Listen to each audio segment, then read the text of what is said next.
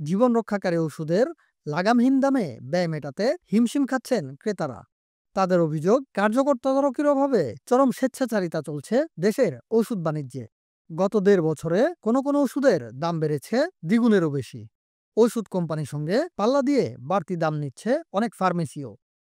ওষুধের দাম বৃদ্ধির কারণ হিসেবে ডলারের মূল্য বৃদ্ধি ও আন্তর্জাতিক বাজারে কাঁচামালের দাম বৃদ্ধিকে দায়ী করছে ওষুধ শিল্প সংশ্লিষ্ট প্রতিষ্ঠানগুলো। তবে ভোক্তাদের অভিযোগ, ডাক্তারদের বাড়ি গাড়ি, বিদেশ ভ্রমণ, নগদ অর্থ প্রদান এবং মেডিকেল রিপ্রেজেন্টেটিভ নামে হাজার হাজার পেশাজীবীর পেছনে ব্যয় সমন্বয় করতেই ওষুধের দাম বাড়িয়েছে কোম্পানিগুলো। গত ১ বছরে প্রকারভেদে ২০ থেকে ৬৬% দাম বেড়েছে বিভিন্ন ধরনের ওষুধের। বর্তমানে দেশে ওষুধ উৎপাদনকারী প্রতিষ্ঠান রয়েছে ৩১০টি। বিশ্ববাজারে সুনাম অর্জনকারী বাংলাদেশের ওষুধ দেশের ৯৮% চাহিদা পূরণ করে ১৫৭টি দেশে রপ্তানিও হচ্ছে। অথচ নিজ দেশেই নেই কোনো কার্যকর নিয়ন্ত্রণ। ওষুধ শিল্প সংশ্লিষ্টরা জানান, দেশে ওষুধের বাজার প্রায় ৩০ থেকে ৩৫ হাজার কোটি টাকার।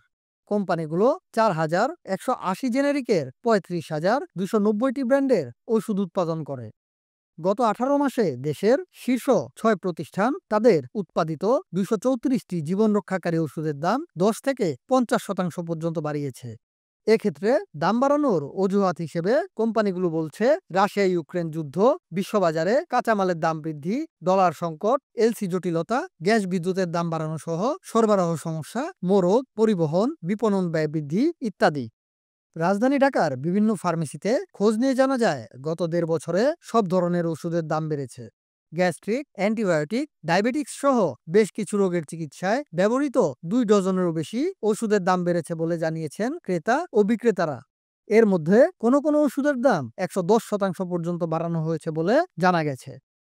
সংশ্লিষ্টরা জানান, ওষুধের দাম বৃদ্ধিতে প্রতিযোগী কোম্পানিগুলোর অসুস্থ প্রতিযোগিতাকেও দায়ী করা যায়। জানা গেছে, ডাক্তার ও মেডিকেল রিপ্রেজেন্টেটিভ খাতে বছরে ৬,০০০ কোটি টাকারও বেশি ব্যয় করে থাকে ওষুধ কোম্পানিগুলো।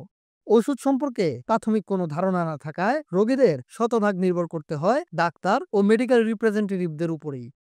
তবে ওষুধ শিল্প সমিতি বলছে, আগে ওষুধের কাঁচামাল আমদানির জন্য এলসি খুলতে ডলারের দাম পড়তো ৮০ টাকা, এখন যা ১২২ টাকায় পৌঁছেছে। প্রাইস পলিসি মোতাবেক প্রতি বছর বাজারের আর্থিক অবস্থা যাচাই করে এমআরপি পণ্যের দাম নির্ধারণ করার কথা থাকলেও ২০ বছরে তা করা হয়নি। এতদিন আর্থিক ক্ষতি হলেও আপত্তি করেনি উৎপাদনকারী প্রতিষ্ঠানগুলো। News desk, বাংলাফ্লো।